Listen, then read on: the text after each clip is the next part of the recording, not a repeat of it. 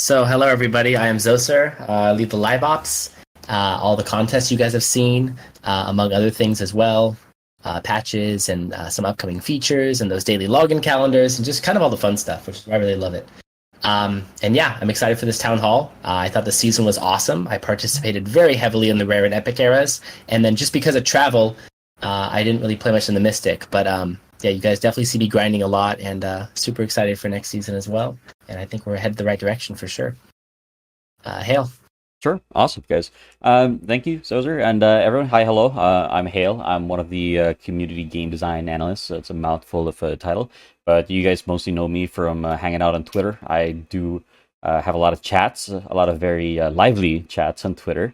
And but it's also important to be able to get the community's word out there and just touch base with everyone and make sure we're all on the same page and all the concerns are on the table. And this really helps the team navigate what it is we need to focus on to make everything better. So, in a gist of it. Jaster, how about you? Hello everyone, I'm the second community game design analyst. Along with Hale, I work with the game design team and the community together to figure out what's the best way forward for us in terms of balancing and general stuff. And we also keep tackle with the bugs that occasionally pop up. All right, Cruz is here. Hi, Cruz.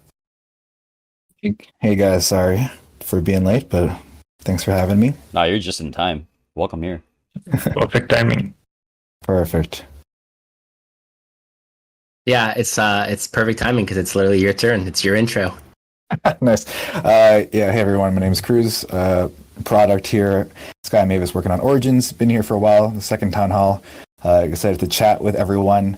Working very closely with the development and design team and QA and everyone, all the teams here at Sky Mavis, making sure that we're building Origins well and many, and all the cool new features and things that we're doing inside Origins.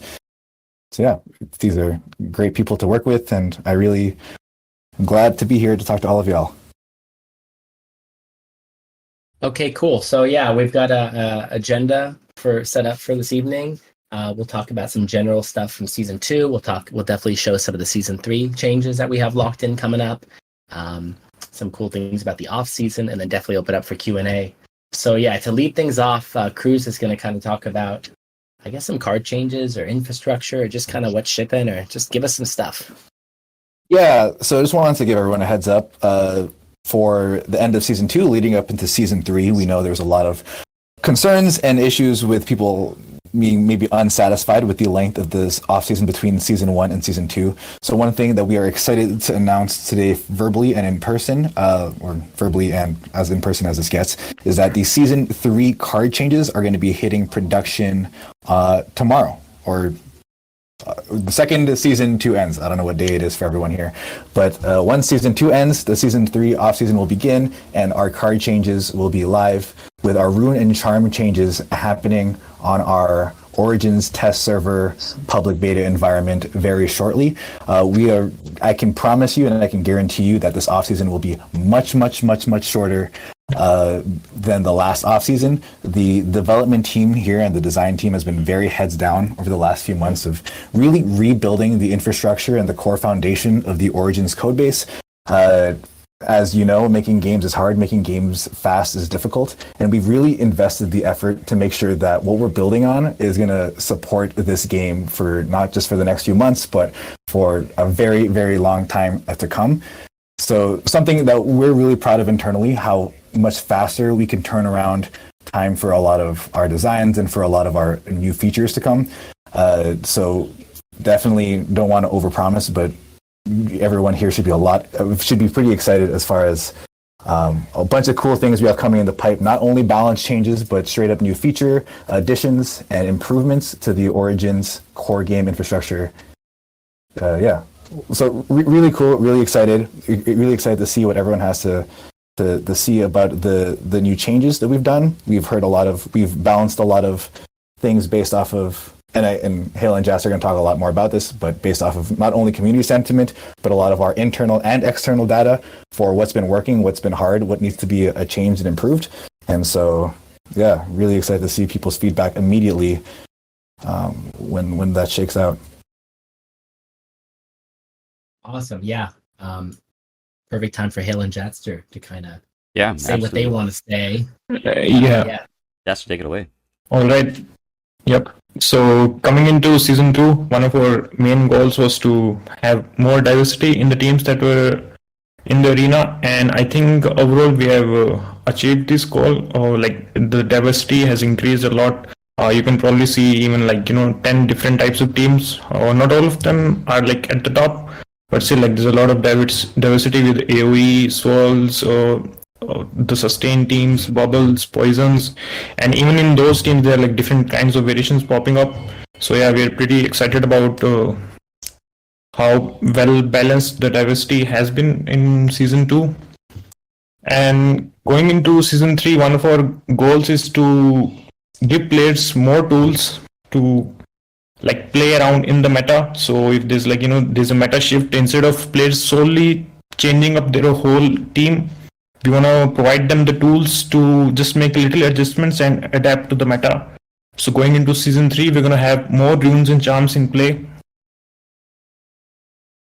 They will be mostly, I guess you could say, without just switching up 2 or 3 charms in your team, you can probably shift to the new meta that's coming.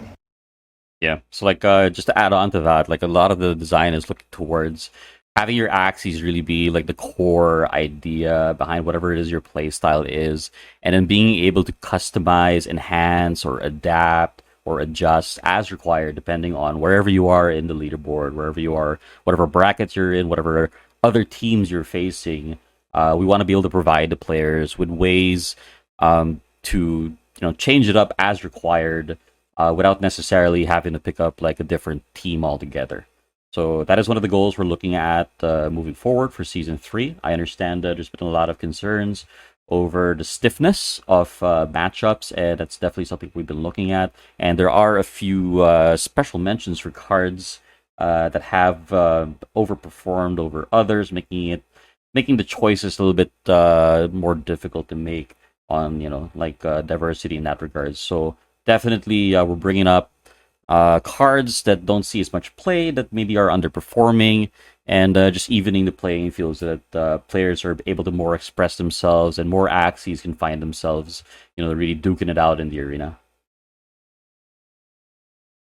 And there's a lot of cards that I'm excited to see in season 3. They haven't been the meta in season 2, but there are, I believe, some still strong cards. They're just ready to get out in the arena once season 3 is out. Awesome. Cool. Yeah, let's jump straight into season 3 then. Let's talk about that. Yeah, so Cruz, why don't you kick us off with a little logic on some of the leaderboard stuff to start? Yeah, definitely a lot of people have given a lot of feedback about the leaderboard that we've changed from season 1 to season 2. And as everyone knows, this is the season 2 of many seasons to come, and we're really figuring out what's the ideal leaderboard configuration that is both exciting and rewarding for the users that are competing to the top, so that the players at the top are feeling rewarded and that the competition is fierce and exciting throughout the whole season. So obviously, we're going to continuously adjust, we're going to experiment, we're going to figure out what's good, we're listening to feedback qualitatively and quantitatively. And one thing that we wanted to try for season 3 is that we are redistributing the rewards from the 20,000 to 40,000 bucket into the rest of the user base, the rest of the player ranks. So there will be no longer any AXS from 20,001 onwards. That AXS is now redistributed mostly to everyone, but with a higher weight to the middle ranks. We're going to release the numbers so everyone can see exactly what it was between season 2 and season 3. This is really our commitment to trying to really figure out, again, ideal, exciting ranges that make sense, that people don't have to feel complacent for, that people aren't interested in pushing to the next rank, and that ideally we're rewarding AXS to the people that have pushed hard to get that AXS. And as we've seen between season 1 to season 2, season 3, this is not a completely solved problem. So we definitely thank everyone for riding along these waves with us as we figure out what makes the most sense for our game and for our community. And yeah, so we'll share those numbers. Everyone can see exactly what it is. But we're excited for what the season 3 competitive scene is going to shape out as. And I think we're...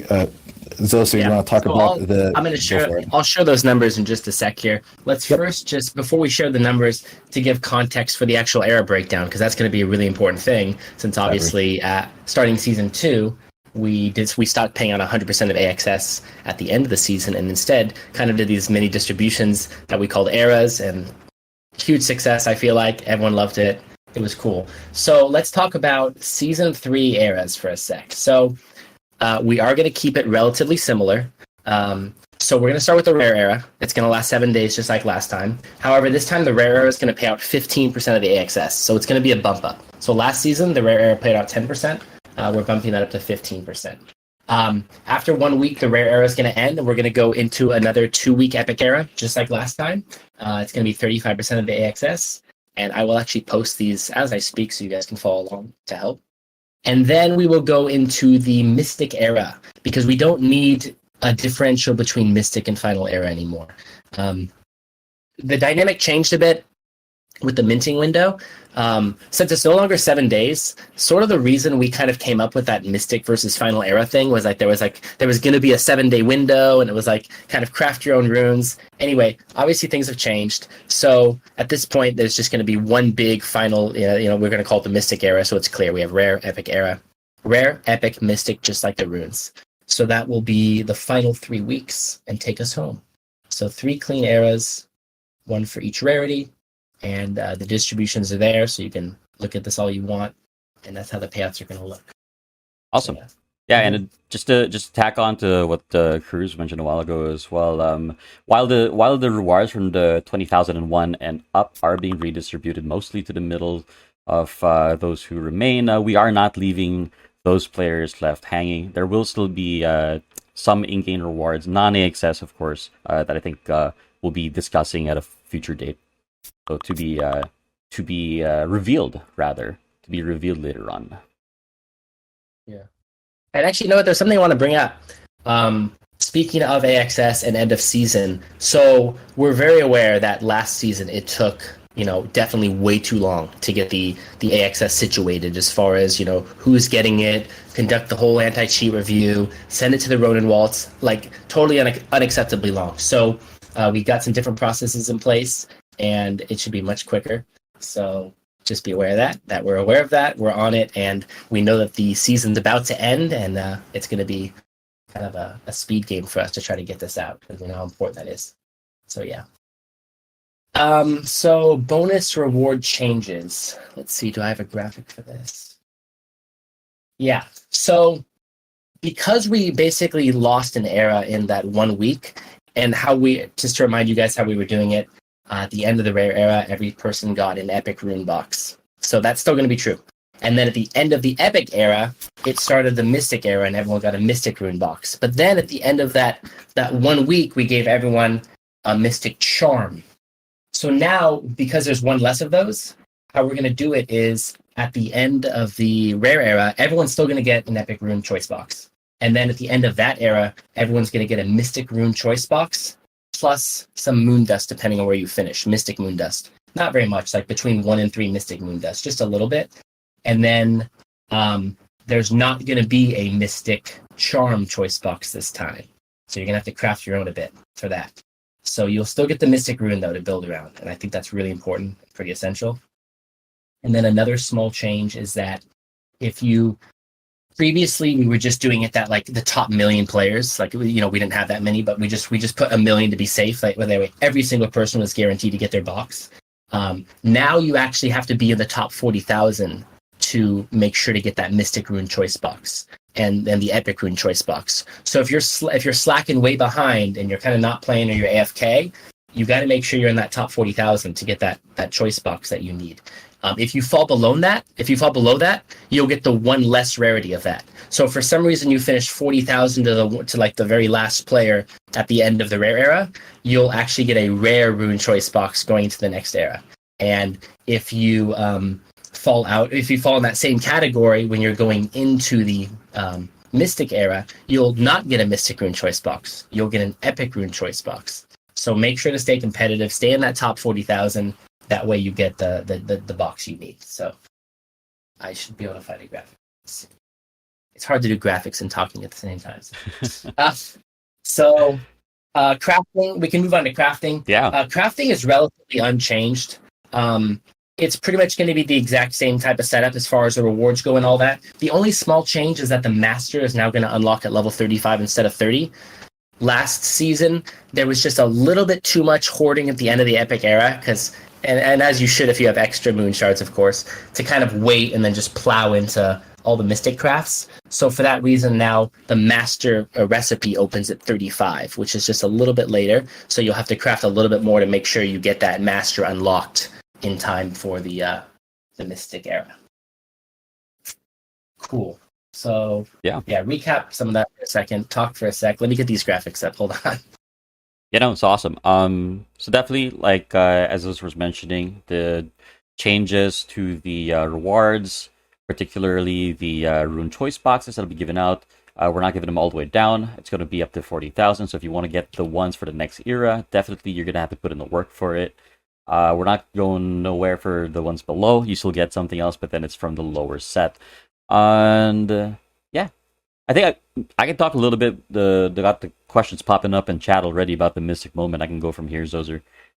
And yeah, dip into that for a sec, please. Yeah, sure. All right. So this is something that a lot of people have been bringing up, especially on Twitter, and I think maybe because it had to do with all the mystery behind it. Because as we mentioned in the beginning, none of the hard numbers were revealed, but then rather as more of a concept. And the Mystic Moment, as previously discussed, was designed so as to make sure that players who did craft, quote unquote, enough times would eventually hit their Mystic. There actually were a few players who did hit this Mystic Moment. But then obviously not as many as we were expecting. A lot of this probably came from the forecast coming from Season 1. We didn't have the era system back in Season 1. Ears were absolutely brand new Season 2. And it kind of changed the way that a lot of players went about their crafting. I feel like a lot of players maybe went a little bit too hard in the rare era or in the epic era, whereas normally in Season 1, the moment you hit level 30, you went straight into those master crafts. Absolutely. So we found some players going really far up in those crafting levels and not quite hitting it, and definitely not where we were expecting them to. So this is something we're looking into. It is still not designed to flood the market with mystics. That has never been the purpose of the mystic moment. It is, however, meant to serve as a guarantee that if you do craft a reasonable amount of times, and we're bringing that reasonable number to a much more reasonable number, you'll get it. So this is something that is you call it a work in progress, but you can expect to see that moment a little bit sooner than you would have in the second season. Awesome. Thanks, Hale. No problem. Okay. Yeah, really just kind of one final main thing before we jump into Q&A. And that is that we want to make sure that we keep off seasons relatively exciting where we can. And obviously, we're going to have the card changes going live. And we ran a contest last offseason, which, as Cruz said, was way too long, and it's going to be much shorter this time. But we think one good way to keep an offseason exciting is to do sort of like just a very small, and no AXS, but I'll show you guys what it is, a small leaderboard. So there's going to be an off-season leaderboard this off-season. And how that's going to work is that when the off-season starts, everyone's account will reset all their victory stars. And you'll have no bonuses applied. So don't forget, at the start of a season, you get those bonuses where, like, depending on how you did the season before, you kind of are climbing exponentially and stuff. So all that's off. Like, everyone just climbs at the same rate, and everyone starts fresh in the off season. And what you'll be competing for, and I'll put in the view only chat right now, is just a little head start on the next season in the form of some random rare runes and rare charms. So the it's kind of a benefit to playing in the off season, which some of you maybe take a break or whatever. But if you do play and you do place pretty well, then when the season starts, you'll get some cool, random, sealed, rare runes and rare charms to open up, and hopefully they're what you want, right? But it's free and it's random. And then of course, if you reach the top 10,000, you get a cool sticker. So, and I teased that earlier in the chat if you guys saw the chat that's now been deleted, I think. So I can re-tease it. I'll let you see it right there. So yeah, just a small incentive to play during the off season. It should kind of keep things interesting. See if you can kind of finish number one, get a little head start into the next era, and yeah, that should be cool. So if you guys have any questions about that, make sure to let us know. I think I covered it. There's no first time rewards. So normally in a season when you're climbing through different ranks, you're getting first time rewards. None of that. It's just purely for the leaderboard. And yeah, we're excited for that. Okay, I think it's time to drop a little leak. Ooh. Oh yeah, the art. Oh. Yeah. So coming into in season 2, we had some major, effect changes on the cards, but the art got a little bit left behind. So in season 3, there are some cards getting art upgrades. So I shared the updated art. Yeah, I'm posting it in V-Only chat. Oh, so these are the new card art updates. So as you can see, most of these art resembles what the card does. Pinsir no longer has blood on it. It's art, and as for the effect, I think there was a healthy Twitter debate going on, and many Lunatians explain why Pinsir looks the way it is. So it kind of stays the same, but yeah, the rest of it is pretty cool.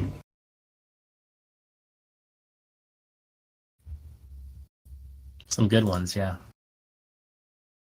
I love Double Talk. That's so cute. Yeah. The Winghorn one actually looks like that one scene from Demon Slayer. Really sick. Love that. Yep. Yeah, really cool, Omni Slash vibes. Yeah. Yeah. Cool. I think we covered all the bases. I think we're ready for Q&A now. Get some people on stage.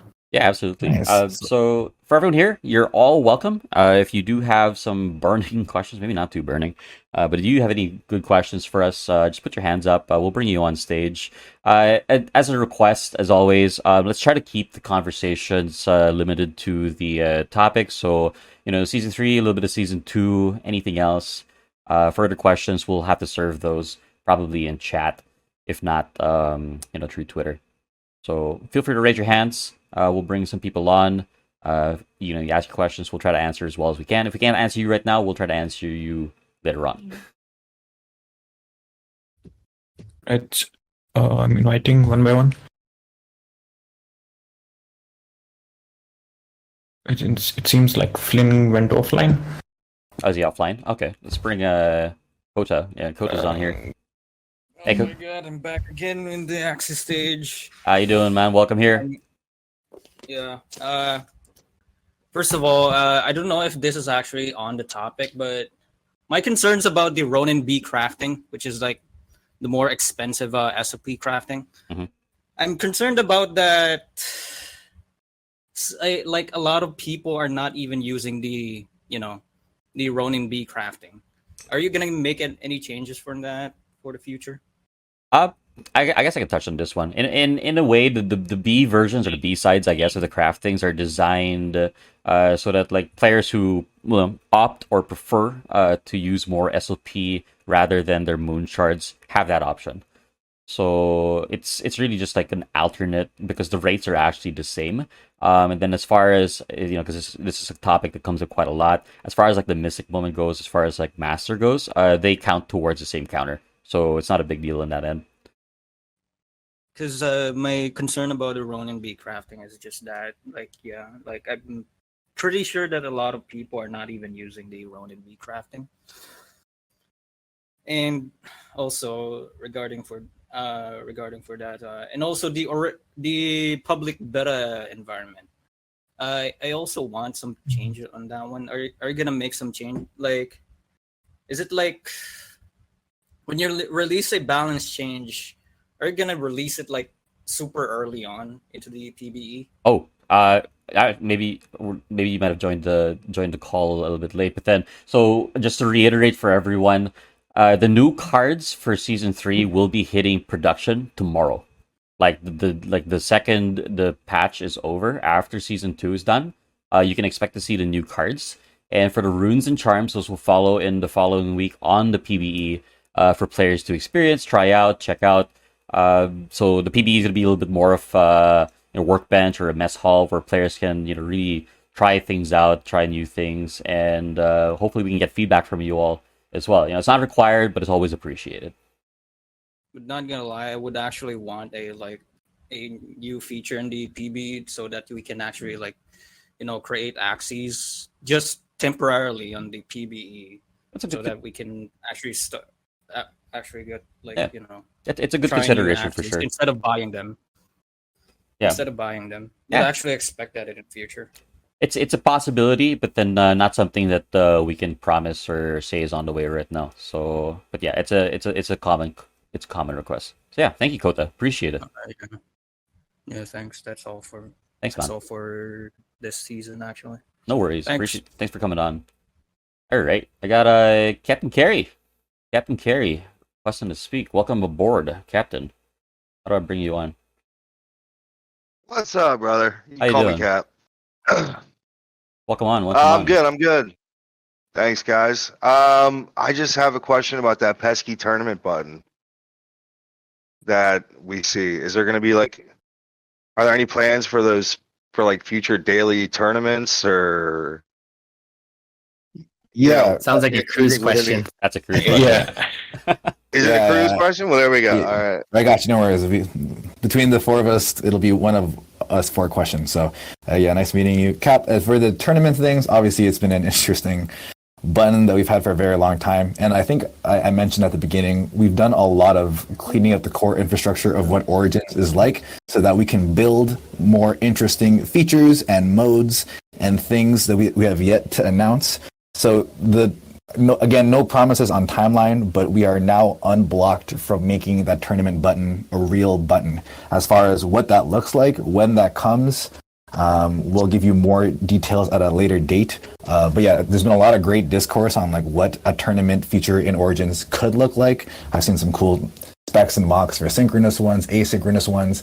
We've been looking at it. We've been talking a lot with our internal game design team. We have a great game design team here at Sky Mavis, and we're really trying to figure out a good balance for what that tournament will look like. Anyways, all that being said is there's going to be some cool stuff coming down the line, cool announcements coming in. Word. And I promise that button will no longer be a dead button for much, much longer. I just need a little juice for the hype, baby. That's all I need. Oh yeah, So. no, just a little squeeze and not too much, we'll drip it over time. All right, thanks, guys. Keep on doing what you're doing. I'm out. Nice, Cap. Thanks, man. All right, we got Crayons. Crayons. Welcome on. Oh, he disappeared. He's gone. Okay, so we're walking more people up at the stage. If you guys feel like coming on, you may. If you don't really feel like coming on stage, you can put your questions into the questions only chat, and we'll try to get to them as we wait for more people to raise their hands.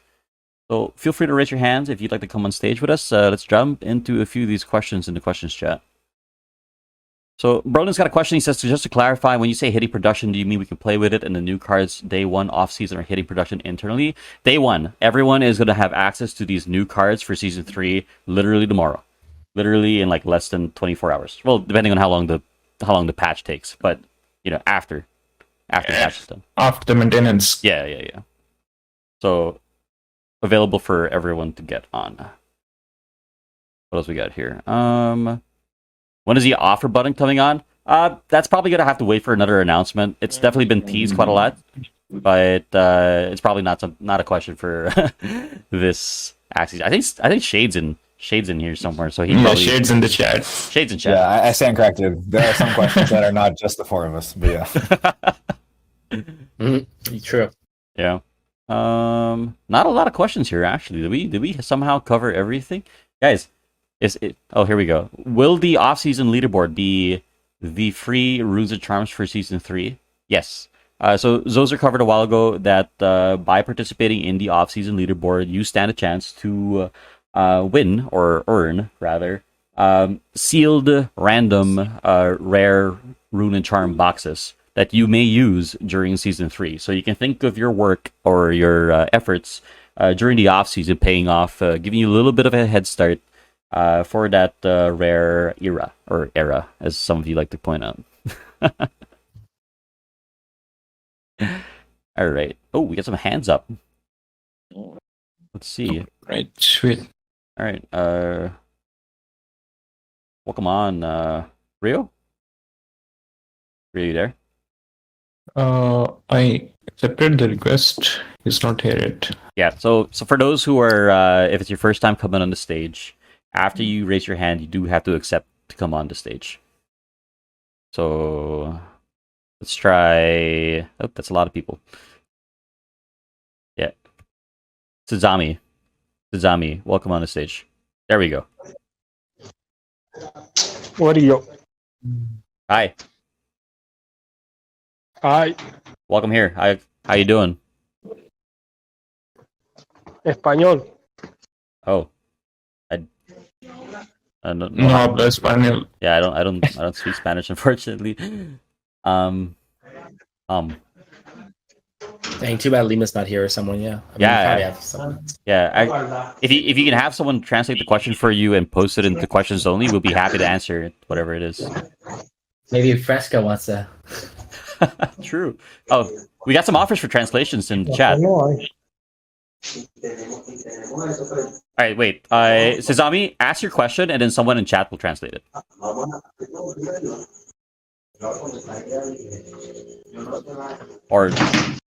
Or maybe someone get in touch with Sezami, and then you can ask the question for him.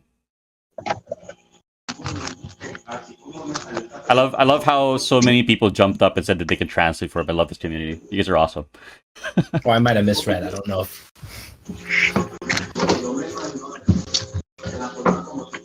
Yeah. Yeah. Who's coming up as the designated translator? I think we're gonna have to skip him for a sec, and then maybe you should write the question. Yeah, we'll come back to you, Suzami. If anyone can get in touch with him, just ask this question for him. That'd be awesome. Blaze, we sent you an invite. Feel free to hop on up.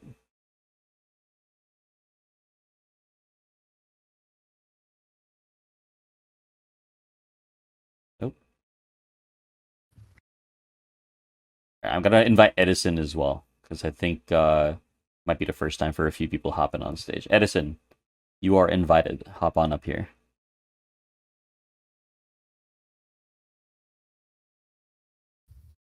I think this is probably. Have we talked about bug stuff? Because I see a lot of questions about bugs.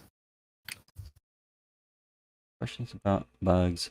I know we haven't actually talked about it, but then there are actually quite a few bug changes listed out that you can expect to come together with the patch tomorrow. A lot of them have been terribly challenging, and as you know, you'll see Jatzer and myself on Twitter all the time, and you know, it's really unfortunate that the most we can really tell you is that that we know about them and that they're being worked on, and it's just the nature of these sorts of things where we can't make any promises on how long it takes for them to be solved. But then you know, it's just what we do is we find ways to really prioritize which of these bugs are affecting the most number of people, which ones would do the best in improving the game, and rest assured that we got quite a few of them being knocked out with this new patch, with all these new changes as well. So do look forward to not all of them, unfortunately, but quite a few of them being solved.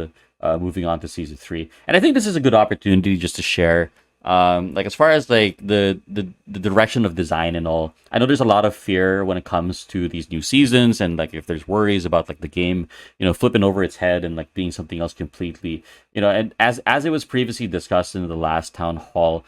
We really want to stress that season 2 is foundational towards the direction that Origins is moving to. And you can expect more fine-tuned changes coming for cards, runes, and charms, balancing in general. So, obviously, by design, we can't necessarily just leave everything the way it is because it makes balancing very difficult if you can't change anything. But then we are committed to trying the best, or making only the necessary changes to improving the game overall. Hey, we got Axie Chomp joining us on stage. How you doing, man? Hi, doing good. How's everybody doing? So very, very good, man. How can we help you? How you doing? good. I've just been wondering. I'm pretty sure the whole community has been wondering as well. Will Dawn, Dusk, and Mex have their own cards soon, or will there be any teasers coming out anytime during the season or something? Yeah, I could talk about this if you guys mind. Oh, all yours. Don't mind. Yeah. So Dawn, Dusk, Mech. So we have a lot of great plans for them, and so adding the new cards and adding the new axes are going to be a large task that is going to take beyond just the Origins team and like seeing what all of that looks like. That is something we currently have in the pipeline. That's something we're talking a lot about, something that we're getting excited a lot about internally. As far as if that's coming in the near future, that is something I can't really promise you, but definitely still excited to hear more about what people would love about these new cards. And kind of what I was mentioning before, and kind of addressing a lot of this bug conversation as well, is we've really invested a lot of our development effort in the last few months to really build a nice foundation. So like what Hale was saying, season 2 was foundational for the design and of the archetypes and how they are executed. And now we've taken that and been like, okay, cool. Now that we feel good about what these cards are going to look like, let's invest in the system to make sure all of this is as stable as possible. That'll make fixing bugs, addressing bugs, reproing things a lot easier going forward. And what that'll do will allow us to introduce net new cards in the eventual future. So anyways, just a little bit of hint of things that we're talking about, but yeah, nothing in season 3, that's for sure. Okay, thank you so much. I appreciate it a lot. Good night, guys. Thank you, John. Yeah. Welcome here. All right. So just a quick rapid fire from the questions being asked and questions only. Rowan's asking about, are we seeing more Mystic Charms? Yes, as mentioned a while ago, we are looking to see more runes and charms coming out for Season 3. What types and what direction they go in, you'll have to wait when they are released. But then again, as mentioned previously, the idea is to allow players to further enhance, further expand, or just adjust their gameplay depending on the layout of the field. Like if depending on what you're fighting out there, you want to be able to change it up a little bit. That should become available to players. And it's a known concern where we had a few players with like their Bistic boxes. They were like, yeah, well, none of these things really work for my team, and that's something that we're definitely looking to address. Sozi, welcome on the stage. How can I help you, or how can we do it? You have any questions for us? Hello? Busy? I'm having a little bit of a technical difficulty. All right. Well, while Susie's working on the microphone, if we can invite anyone else on stage, I'll see if we have any more questions for us in the chat. Let's go up here. Yeah, you might be on. I invited Chuck, but his request seemed to have gone. Yeah. Hey, Chuck. Okay, he's here. Can you hear me? Hey, Chuck. Welcome here. Yeah, hello, Chuck. Oh, hey. Happy to be online. I just had a quick question. So about the starter axes, are you guys gonna move them up to 400 HP, or what's the plan with them? Because any single time like a new person plays the game, they're literally at a disadvantage just from the start. Like, I don't know how that's gonna be fixed. Yeah, great question, Chuck. So I could take this one as well. So yeah, we're definitely not redoing, but there's a lot of improvements that we want to be made to the new user onboarding funnel, whether that's through what the starter axes are, their power level, how many starter axes there are, what modes and things new users are exposed to, the tutorial.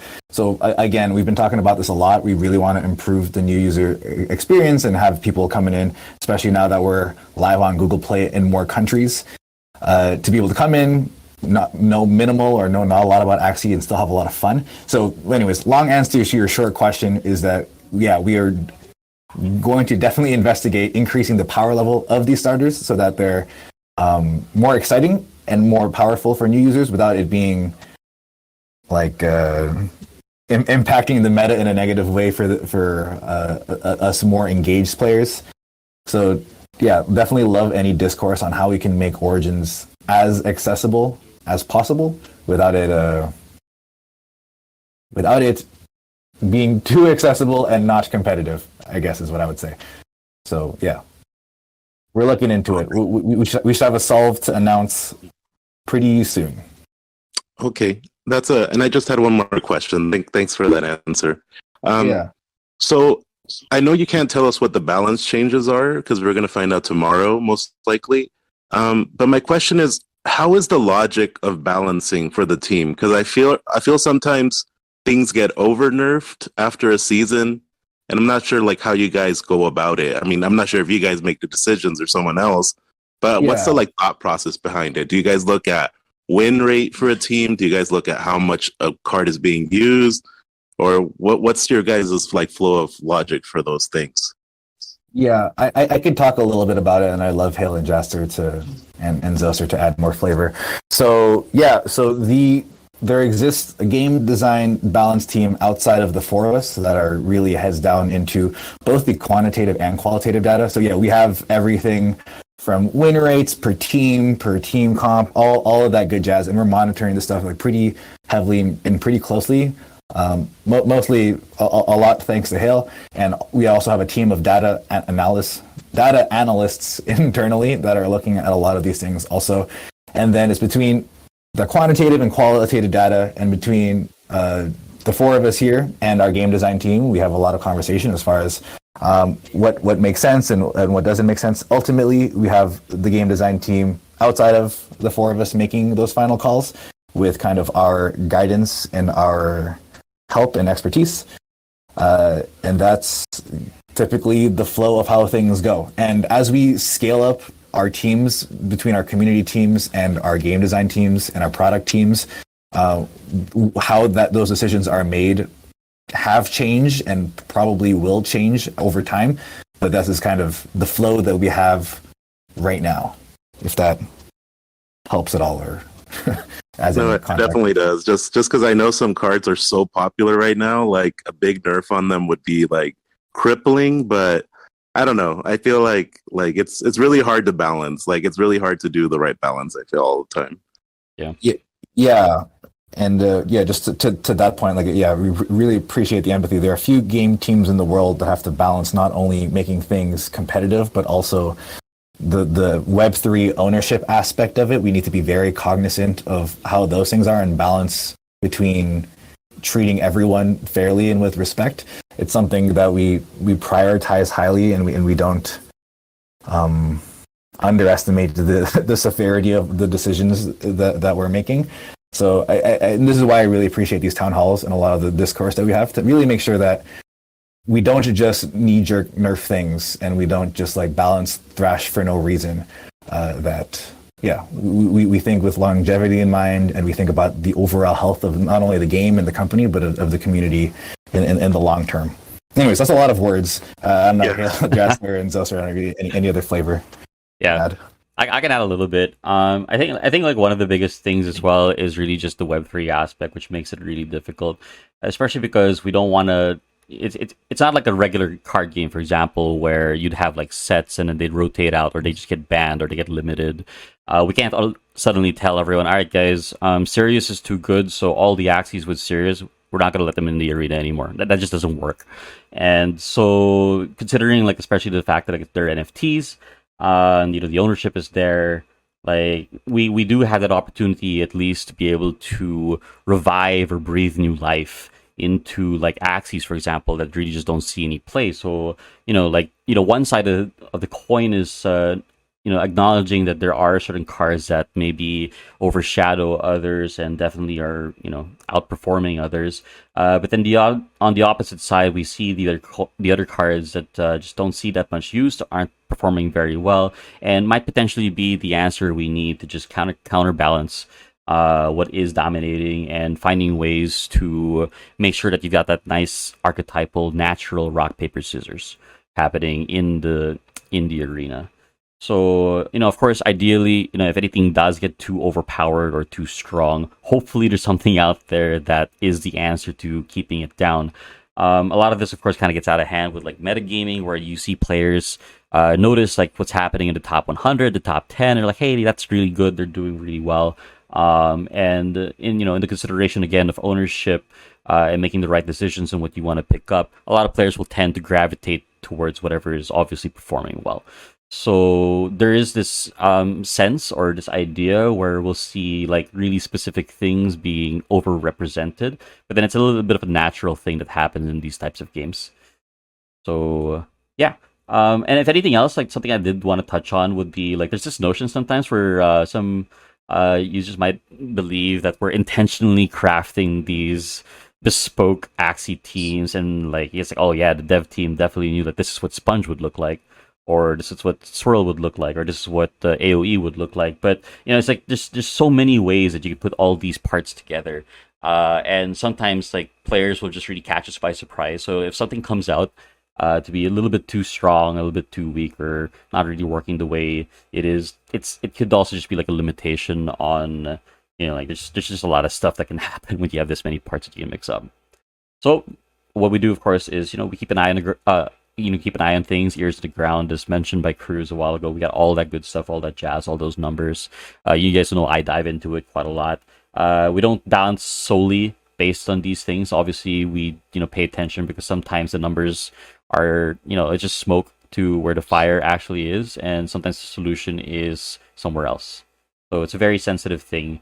And just to reiterate, we are looking to fine tune things as we go along. It is just the second season, and hopefully it doesn't take us 17 seasons to get where we want to be. Awesome. Thank you so much. Awesome. Thanks for coming on, Chuck. Let's see if we got any hands up in chat. We tried bringing Blaze up a while ago, but then no response. Wilchin, let me send you an invite. Oh, I've invited Zach. Oh, Zach's here? Okay, Hello, Zach. hang on. Wilchin, we'll let Zach go first, and then you can go right after. Is that okay? Okay. Awesome. Sorry for that. Hi, guys. So am I good? Yeah, we can hear you. Perfect. Go ahead. Okay, good. By the way, thank you guys. A great job on what you've been doing. I do have a question about Bloodlust. Like, what made you remove the epic Bloodlust rune, and are there any plans about it in the future? Thank you.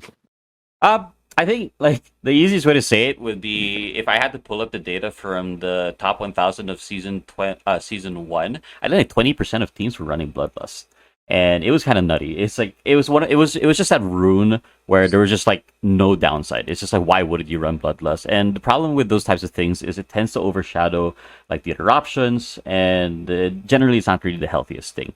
We did introduce the one requirement where it'll only work if you weren't hitting into shields, but it is what it is. So those are the types of things we do try to want to avoid, where you create something that just completely like negates, like, why play anything else, right? So the ideal would be where every single card, rune, and charm has its particular niche or use, so that in the right circumstance or situation, it's exactly what you need. Right, so it's just that. I see. I understand. Thank you. What about making it a mystic, or That's a really interesting idea. Maybe something we can take into consideration for these more powerful effects. I got it. Exactly. Thank you, friend. Thank you again. That's for now. Yeah. Wilchin, welcome here. Let's hear it. Hi guys, how's it going? First of all, props to the 4 eras. It's been a very competitive season today. And second of all, I want to know what's your take on teams such as Swirl, because they really remove the ability of the opponent to play the game, right? While as in other card games, they usually don't want the meta to progress in that direction, in which it removes the ability of the opponent to play any games, because it's definitely not fun when you are locked out of playing anything from the Swirl and the blackmails and such. And yeah, I think that's it. I think I can probably touch on this one. Right, so I'm gonna preface this by saying that the team's aware that it's not the most fun thing to fight against or play potentially, and the fun factor is a major factor that we do take into consideration. I will, however, also state. But myself, I've like maybe 20 years of like Magic the Gathering behind me, and I've got experience playing like things like Prison, control decks, etc. And the short of it is there's really just not a lot of fun fighting against a control deck, which kind of takes away your options.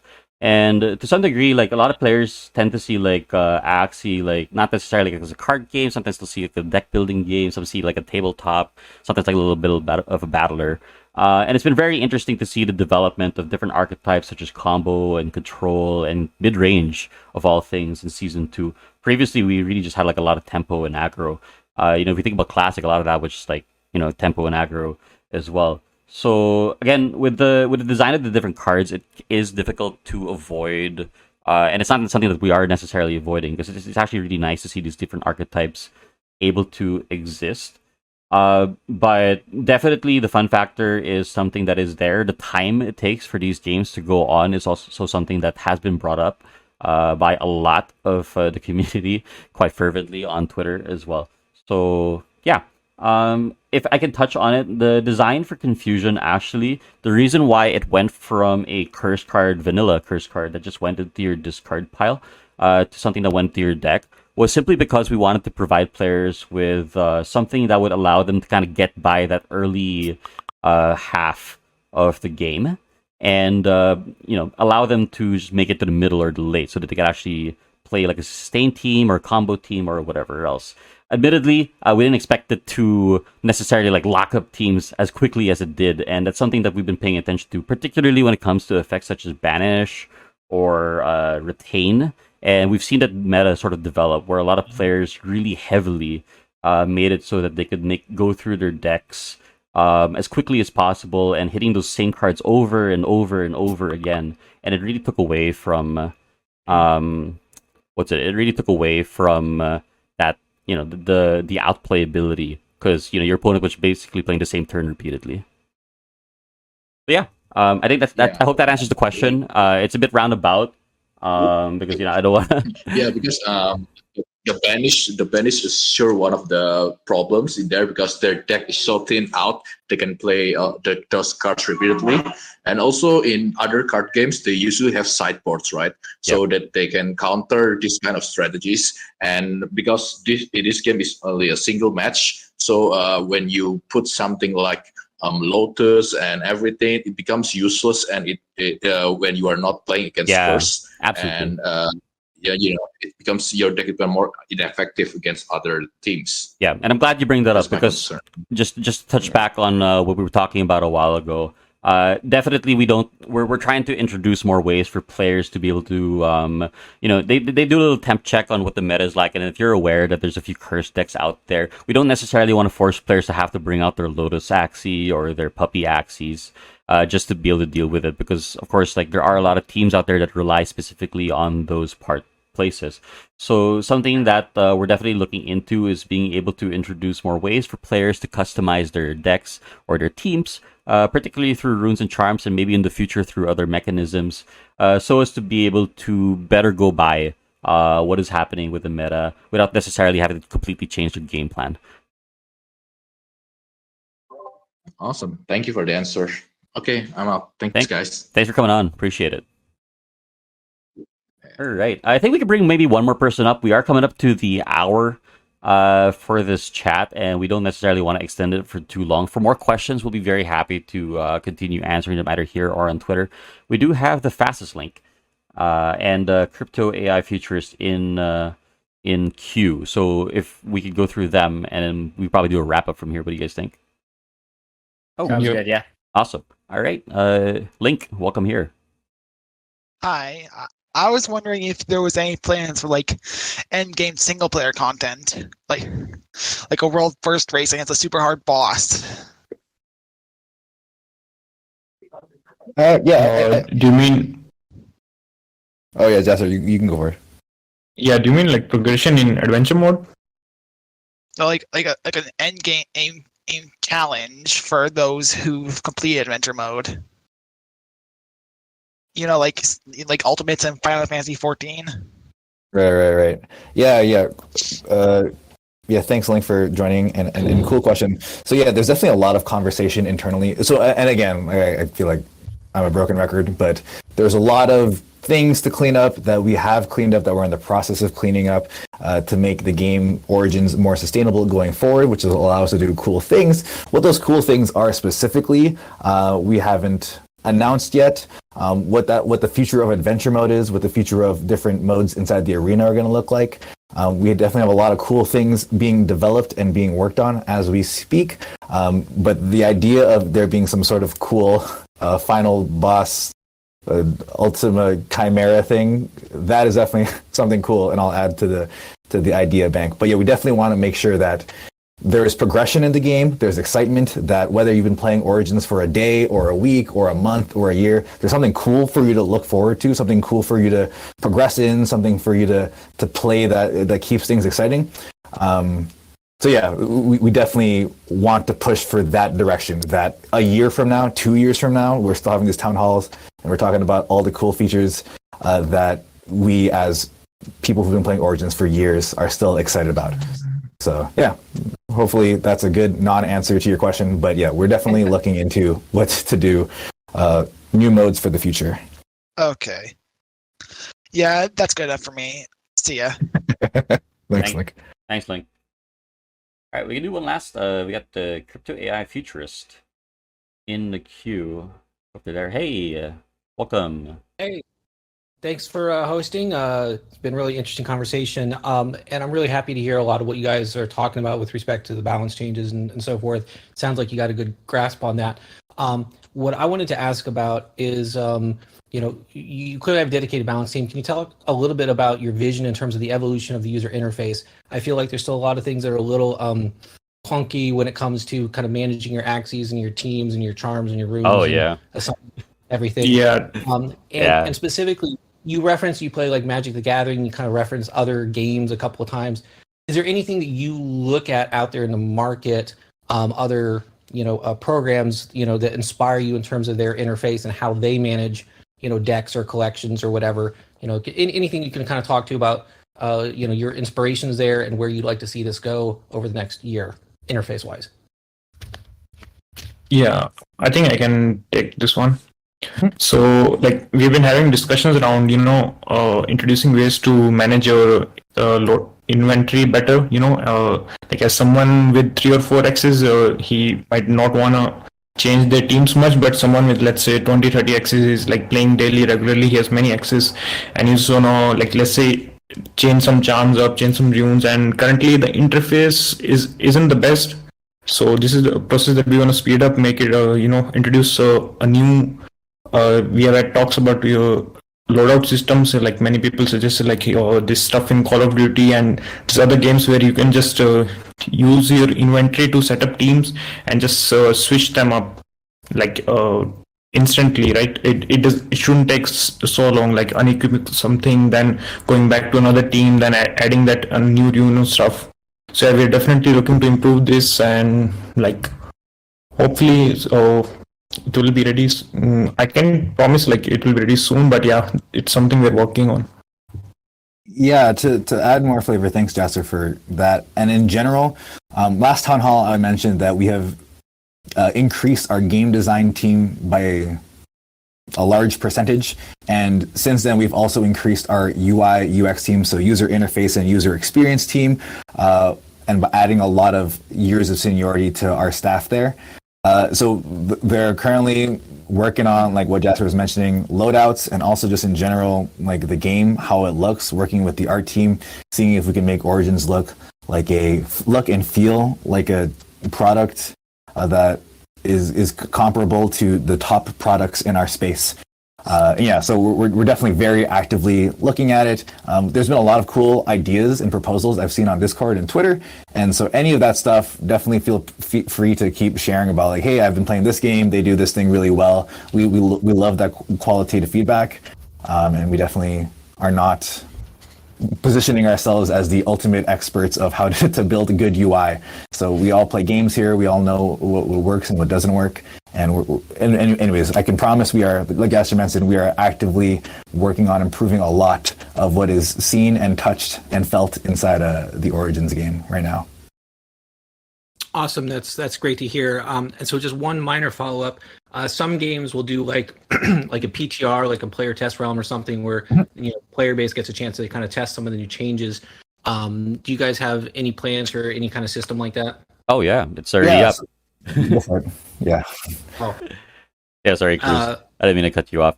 But yeah, Go for it, Hale. yeah, the PBE actually has been up since our last update, and we are expecting to have the latest updates for the runes and charms to hit that a week after the update tomorrow.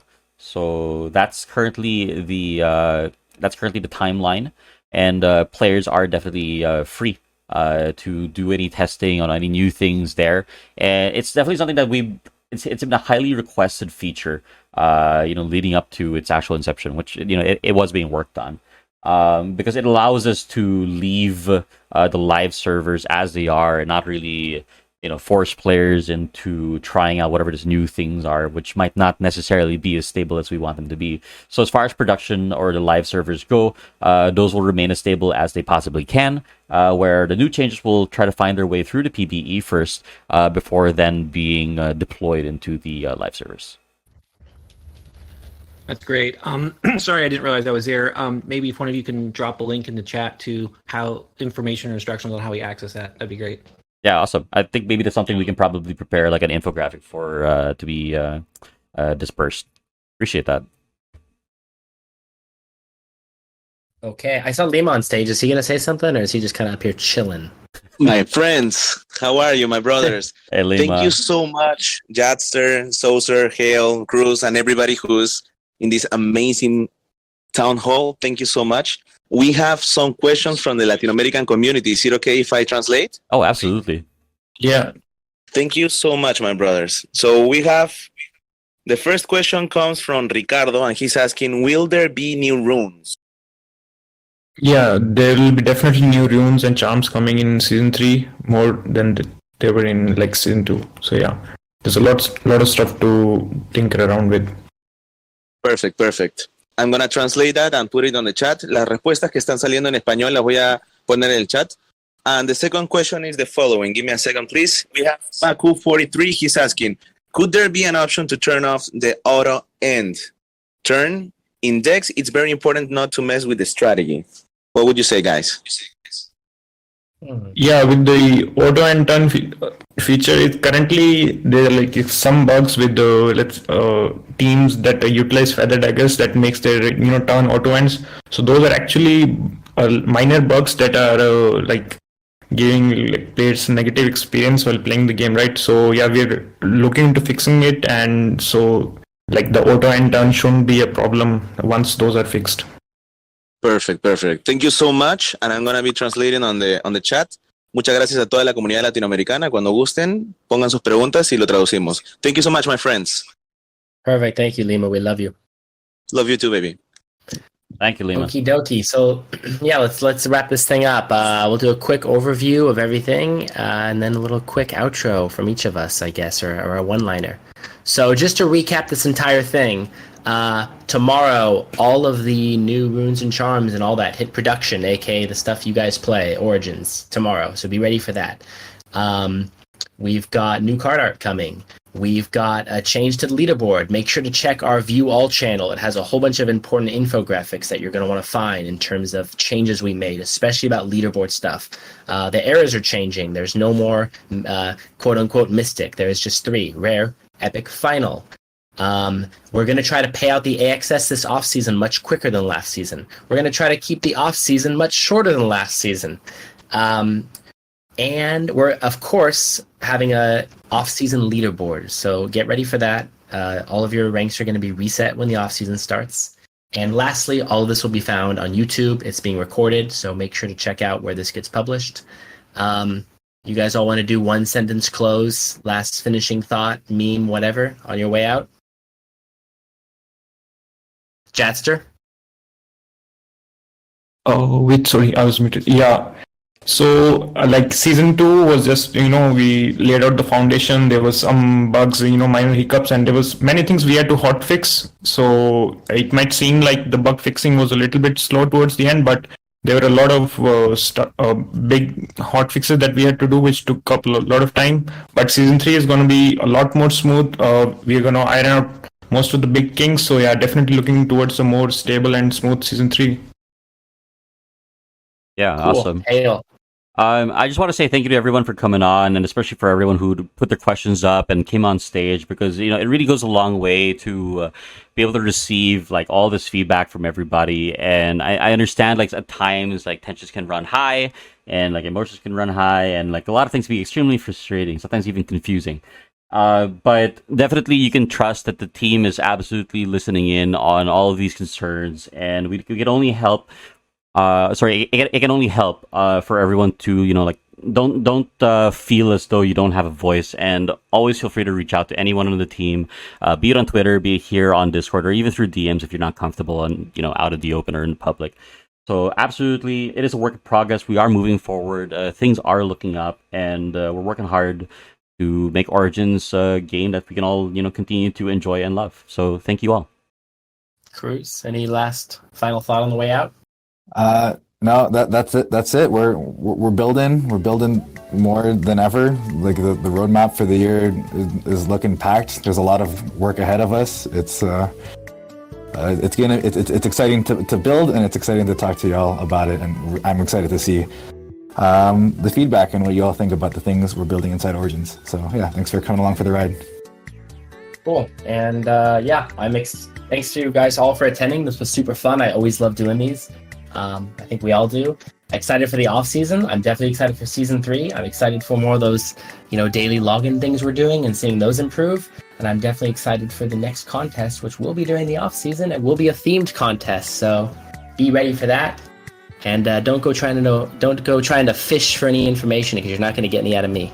That's all I got, folks. Thank you, everybody. Talk to you later. Bye-bye. Thanks, everyone. Bye. Peace. All right. Thanks, guys. Bye.